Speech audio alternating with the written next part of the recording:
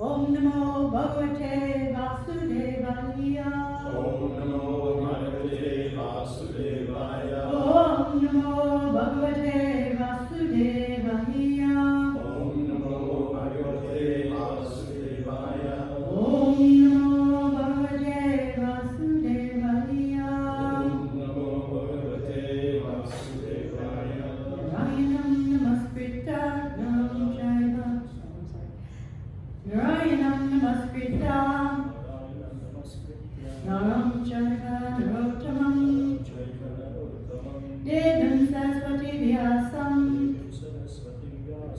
Tatojayam Udirayat. Before reciting the Srimad Bhagavatam, which is the very means of conquest, one should offer respectful obeisances unto the personality of Godhead Narayan, unto Narayan Rishi, the supermost human being, and unto Mother Saraswati, the goddess of learning, and unto Srila Vyasadeva, the author. Naishya Preshu Abhadreshu Nityam Bhagavata Sevaya Bhagavati Uttamasloke Bhaktir Bhagavati Nastiki. By rendering regular attendance in classes on the Bhagavatam and by rendering service to this pure devotee, all that is troublesome in the heart is almost completely destroyed, and loving service unto the personality of Godhead, who is praised with transcendental songs, is established as an irrevocable fact. We are studying in Canto 3, the status quo. Chapter 5, the Doers talks with Maitreya, text 44. Yat Sanu Bande Sati Deha Geha He Mamaham Iti Udha Duragrahanam Humsam Sudraram Vasato Pi Puryam Rajama Tat Te Bhagavan Padabjam Yatsam Nubande Satite Hakrete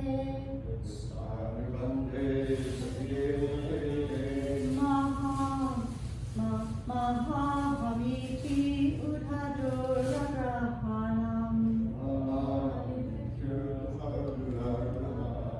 Umsa Suduram Pasato Pipuryam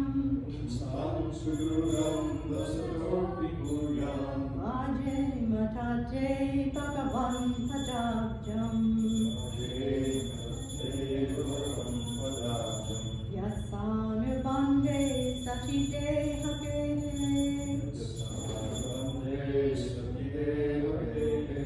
Mama Hamiti Udhaduragrahanam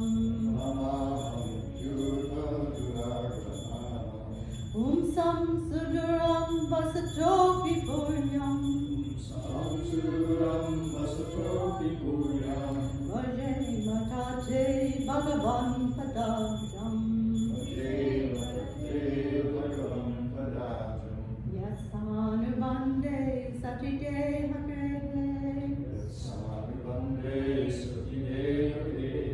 Mama Hamiti Udhaduragrahanam Umsam Suduram Vasato Pipuryam Vaje Matate Bhagavan Padabjam. Please chant. Bande Satite Hage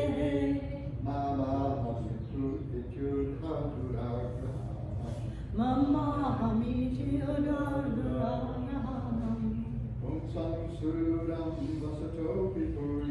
Umsam Suduram Vasato Pipuryam Vaje Matate Bhagavan Padabjam Sarvande Satite Hage Nubande Satite Hage Mama Hamiti Samsuduram Vasato Pikuryam Umsam Suduram Vasato Pipuryam Vaje Satite Bhagavan Padabjam.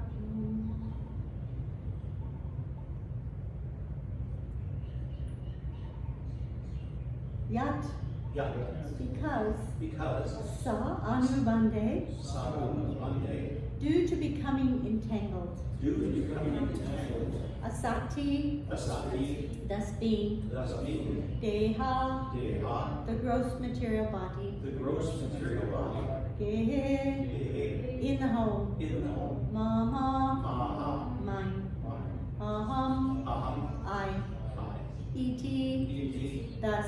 thus, Buddha, buddha, great deep. great, deep, Duragrahanam, duragrahanam, undesirable eagerness. undesirable eagerness, Humsam, sumsam, of persons. a person, Suduram, sudaram, far away. far away, Vasata, vasata, dwelling.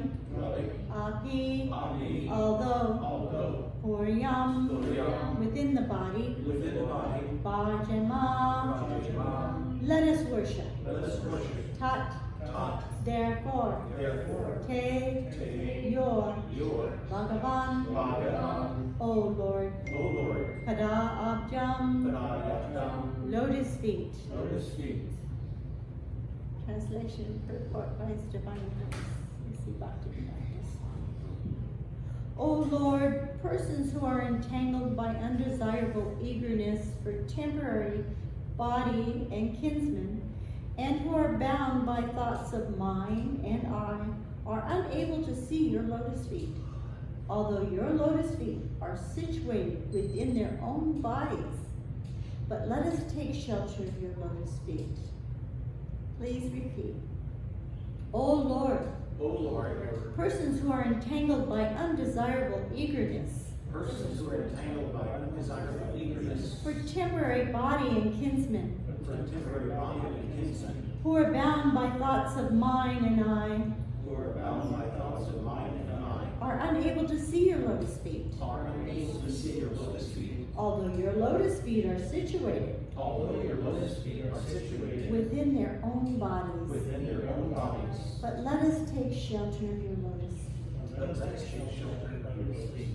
The whole Vedic philosophy of life is that one should get rid of the material engagement of gross and subtle bodies, which only causes one to continue in a condemned life of miseries. This material body continues as long as one is not detached from the false conceptions of lording it over material nature. The impetus for lording it over material nature is the sense of mine and I. I am the Lord of all that I survey. So many things I possess, and I shall possess more and more. Who can be richer than I in wealth and education? I am the master, and I am God. Who else is there but me? All these ideas reflect the philosophy of Aham Mama, the conception that I am everything. Persons conduced by such a conception of life can never get liberation from material bondage. But even a person perpetually condemned to the miseries of material existence can get relief from bondage if he simply agrees to hear only Krishna Katha. In this age of Kali, the process of hearing Krishna Katha is the most effective means to gain release from unwanted family affection and thus find permanent freedom in life. The age of Kali is full of sinful reactions, and people are more and more addicted to the qualities of this age. But simply by hearing and chanting of Krishna Katha, one is sure to go back to Godhead. Therefore, people should be trained to hear only Krishna Katha by all means, in order to get relief from all miseries.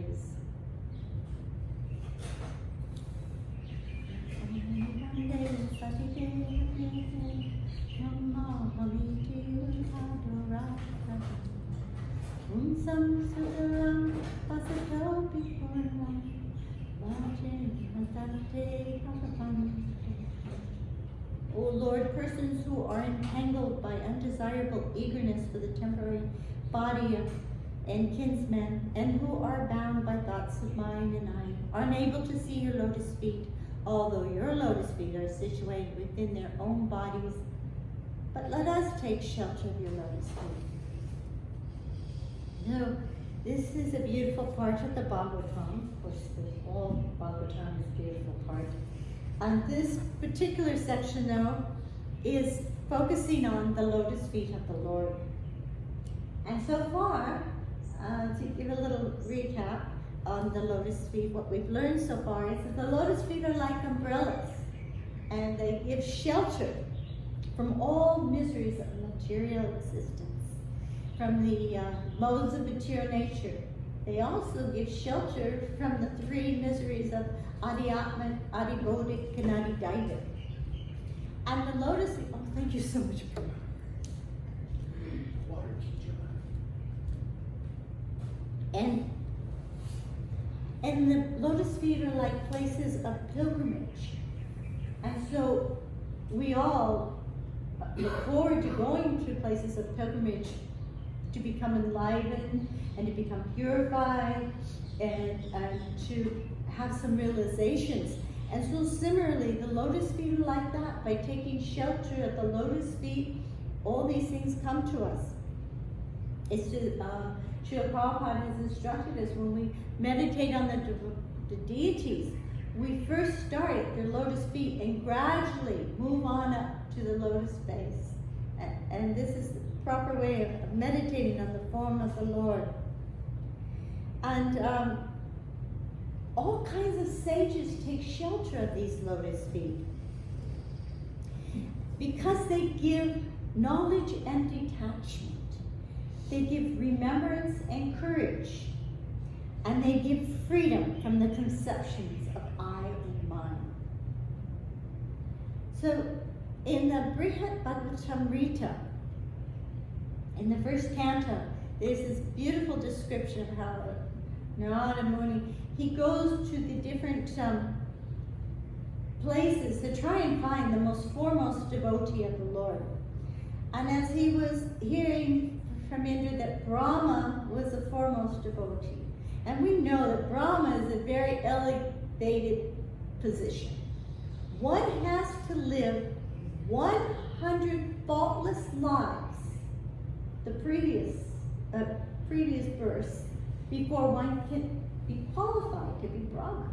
So that's a pretty amazing personality that they've lived 100 faultless lives. And they get this post of Brahma, which is extremely empowered by Krishna to create everything.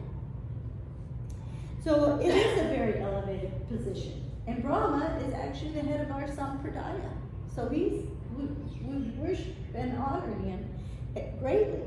And so Narada Muni was going there to see and to find out, why are you so incredible? And as he was coming to Brahmaloka, he could see there was a flurry of activity going on. And as he got closer, he could see that it was because the planet is full of Brahmins offering sacrifices. And the Mahapurush, an incarnation of Krishna, actually resides on this planet. He has thousands of heads.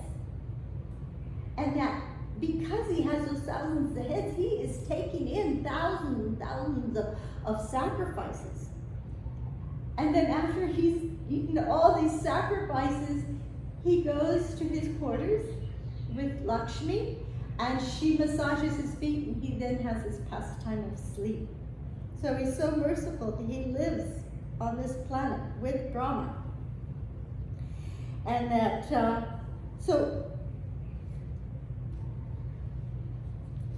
Narada,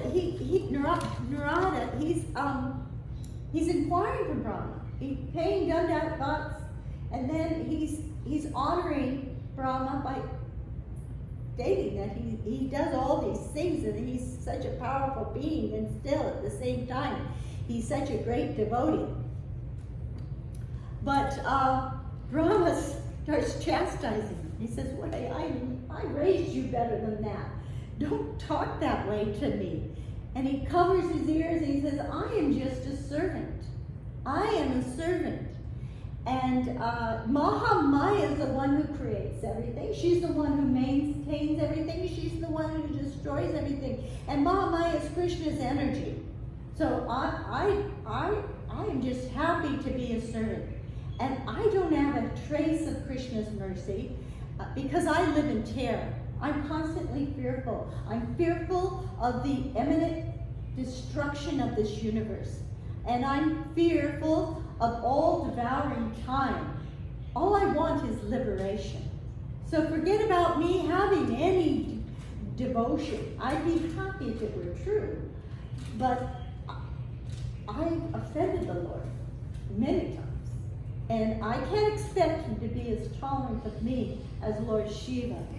So he then starts glorifying Lord Shiva. And this is a really important factor of a devotee, is that a devotee doesn't want to hear any praise or any honor or any glorification. They deflect it to another. And there's comes to mind is this devotee in LA. His name is Ratnabhushana. Ratnabhushana is over 60, I don't know, somewhere over 60. And he does the work of 10 men and 20. He's an amazing personality. But if you go up and start telling Ratnabhushana how great you are, or even glorify him in any way, he'll scoff and walk away. It happens every time. I've seen it over and over. But he is an amazing devotee. And then, so this is the quality of the devotee, this humility. And so he starts glorifying Lord Shiva. He says, forget about me. He says, go see Lord Shiva. And he then explains further. He says, I was the one, it was me, who gave Hiranyakasipu all that power. And that, what did he do with it? He tormented the worlds, and he dedicated violence to the Vaishnavas. And then, after that, things he did to his son are unspeakable. So finally, after Lord Nrsingadev killed this vile personality that I gave the power to, he was so angry. I came, I offered the most beautiful constructed prayers ever, and still he was not happy. He was so angry he wouldn't even look at me. It wasn't until we pushed forward his young son that he began to calm down. But even then, after that, he snarled at me. Don't ever do that again. Don't give powers to a demon. But what do? I give powers to Ravana. And then I empowered all the demigods. Lord Brahma is the one who installs the different demigods in their post. And so he explained that Lord Indra, the king of the heaven, he tried to kill the Brijvasis, and after that, he had a war with Krishna over a tree. And then there was Varuna, who kidnapped Krishna's father, Nanda Maharaj, bound him up and took him. And then there was Yamaraj, who allowed the wrongful death of the son of Krishna's teacher, Sanipani Muni. Kuvera was responsible for the wicked misdeeds of Sankachuta. And I tried my magic. We know what happened there. I was so mortified. I went to Raj. I paid my obeisances, all 4 heads on the dirt, with my big crown full of jewels. And Krishna just stood there like a little cowherd boy. He didn't really acknowledge me. He kept saying, it's not possible I'm the Lord of the universe. I had to leave in complete distress and feeling so offensive. And then I realized what a blessing it was that he let me come to Raj. So go see Lord Shiva. He has no interest in anything material. Just compare him to me and the other demigods. Look at how we dress. We dress in all these opulent clothes. We wear these big crowns, beautiful garlands, and jewels. Lord Shiva, he goes around naked. And he wears a garland of skulls and bones. And he covers his body with ashes. matted locks. Doesn't even brush his hair. This is Lord Shiva. He has no care for anything material. He wanders here and there aimlessly like a madman.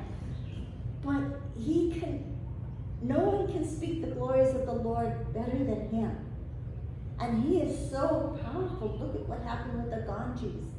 He and his wife are both empowered to offer liberation. And he has many exonerated devotees besides the goblins and ghosts. So look at how he lives. He has his own planet beyond this material world in the spiritual sky, and he lives in a humble way on Mount Kailash, modest, serving as Kuvera's guard. So Narada Muni went there, and he immediately paid obeisances to Lord Shiva, and he again started glorifying Lord Shiva for all his wonderful abilities. And Lord Shiva again covered his ears and said, "Don't talk that way." And the Ruda said, "I am not the Lord of the universe, nor an object of Krishna's mercy. I am just a poor soul, always hankering for the favor of the servants of the servant." Narada, he continued, "You certainly know the confidential mysteries, glories of Lord Vishnu and the Vaishnavas, and you expertly explain those glories. And you gave Krishna boons." And then Lord Shiva got very upset, and he covered Narada's mouth with both his hands. He said, "Don't mention the arrogance of mine." This is so beautiful what he said. He said, "Oh, my Lord is so sober. He is such a deep and varied ocean of great qualities. Even though I have committed many kinds of offenses against him, he still does not reject me." Narada tried to pacify him, but Shiva said, "Why would he order me to turn people away from him by concocting my own version of scripture?" And so, does anyone notice the prevailing mentality of both Shiva and Brahma? Huh? What is that? What is that mentality of theirs? Service devotees. I'm sorry, I can't hear you. Moral devotees. Yes. Service. Their service and their humility is astounding. And this is how they approach the lotus feet of the Lord, is through this great humility. In this verse, "O Lord, persons who are entangled by undesirable eagerness for temporary body and kinsmen, and who are bound by thoughts of mind and eye, are unable to see your lotus feet, although your lotus feet are situated within their own bodies. But let us take shelter of your lotus feet." Because one example of this, great example, is Hiranyakasipu, is that he had no appreciation of Krishna's lotus feet or anything about Krishna. In fact, he had quite the opposite. But like most parents who are affectionate towards their children, he wanted to be affectionate towards his son, Prahlad. And so he had called for his son and put him on his lap. He even had tears coming from his eyes, on his affectionate tears for his son. And he asked him, "Now please, tell me, what have you learned in school that you think is the best?" And Sri Prahlad, he said, "Shravanam Kirtanam Vishnu, Smarnam Padasevanam, Arjanam Vandanam, Dasyam Sakyam Atmadivedanam." Hearing, chanting, remembering, serving the lotus feet of the Lord, offering the Lord respectful worship, becoming his servant, considering the Lord's one's best friend, and surrendering everything to him. Well, you all know Hiranyakasipu went berserk. He cursed the teachers, he threatened them, And he was so afraid that this mentality is coming into the palace. Prahlad, he told him, don't worry, O best of the demons, because of your uncontrolled senses. Persons like you are too addicted to materialistic life, make progress towards hellish conditions, and repeatedly chew that which has already been chewed. Their inclinations towards Krishna are never aroused, either by the instructions of others, or by their own efforts, or by a combination of both. So, it's sad, this age of Kali, that most people have no inclination towards Krishna, no inclination towards doing devotional service. And this is interesting because there's a story in Native history, American Native history, about how there are two wolves inside of each of us. And that there's the good wolf and the bad wolf. In previous ages, the wolves, you had the demons on one planet and the devotees on another planet, like Hiranyakasipu, the demigods, and then as time went on and the yugas changed, you had them on different continents, and then you had them in different families, like in the time of Krishna and the Pandavas, Kurus, they were in different families. But now in Kali Yuga, we have them both within us. We have the good and the bad. And so, it's this Kali Yuga is so challenging. What are we to do? What are we to do? Because most people have no interest in Krishna. And so often we have to struggle to get that interest in Krishna. And we have to struggle to commit ourselves to following the instructions of the spiritual master. And Srila Prabhupada says that this devotional service is so potent that it will gradually clean away all the distractions and our interest in this material world, and from us being bound by the thoughts of I and mind, and from us thinking that our bodies are our own. And as for the poor conditioned souls that we are trying to help and trying to engage, Prabhupada says that primarily what they need, primarily what they need is a series of engaging unknowingly in devotional service, agata sukriti. And so how is that done? That's done in Sankirtan, just by seeing us chanting. That's done in prasadam distribution, just by eating prasadam. They don't know that it's prasadam, that is special food offered to Krishna. However, they eat it and they just think this is a good cookie. Or by seeing the Rath Yatra cart. So that's our business, is somehow or another engaging them. And yes, Prabhupada says it's like washing coal. And when we wash coal, we get very dirty. But inside that coal is a diamond. So this is our business as devotees. We're all in the hospital. We are all in the hospital because we're all sick. But some of us are a little healthier. So for us that are a little healthier, we have a responsibility. That's because we've been given this mercy. Now, if you get this mercy, we have a responsibility to share it. And Srila Prabhupada is a perfect example of this because he was so compassionate that at such a late age in his life, he traveled around the world 14 times to give out this philosophy and this process. And I'll just end this with this sweet story of a devotee, Jagatarini from Australia. When she joined, she was actually a very famous movie star. She was a model, and then she married Burjan. Burjan's a great devotee if you don't know him. He's a very wonderful devotee. Prabhupada sent them to Hong Kong, all by themselves, to open a center. And it was so hellish for her, it was so difficult. Different, a new country, everything, different language, everything different.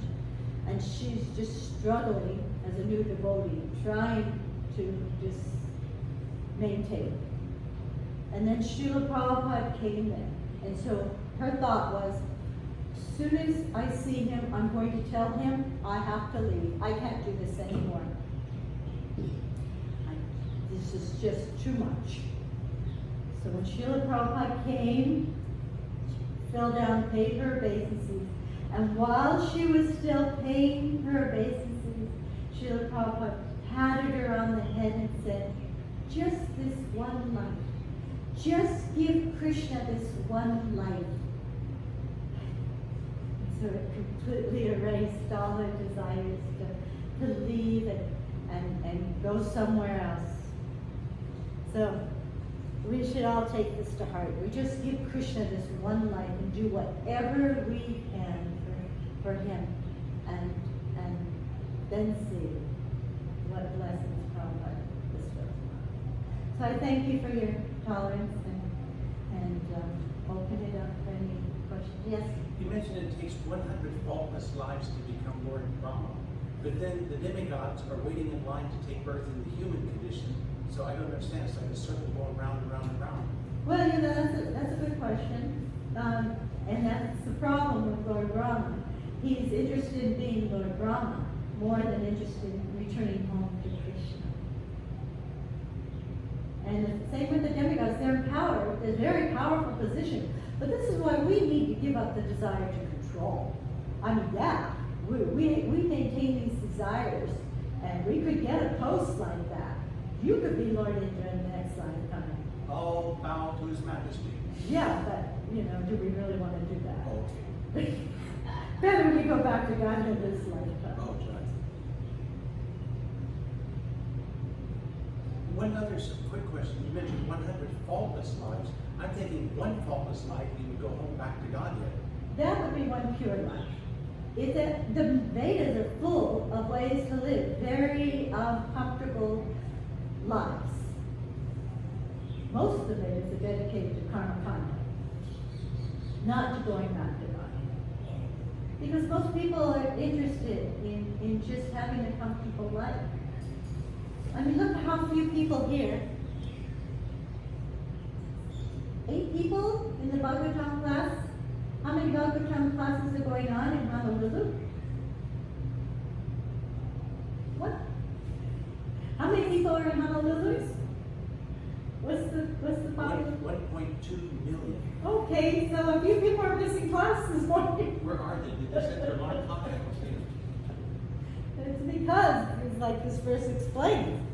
This verse explains that they are persons who are entangled by undesirable eagerness for the temporary body and kinsmen, and who are bound by thoughts of mine and I, are unable to see your lotus feet, although your lotus feet are situated within their own bodies. But let us take shelter of your lotus feet. Yeah, we all have to struggle with these things. I did hear something that was kind of encouraging about, is that instead of referring, you know, I mean, there's an old person, not this old body, but is that oftentimes, you know, we refer to it, oh, my back, oh, my knees, oh, my head. It's better to say, oh, the knees, the head, the back. Try to separate from, it's not mine. It's here temporarily, I'm occupying it, but we'll move on quickly. So let's all engage our hearts and souls and consciousnesses completely in Krishna Katha today and serving the lotus feet. Jai Shri.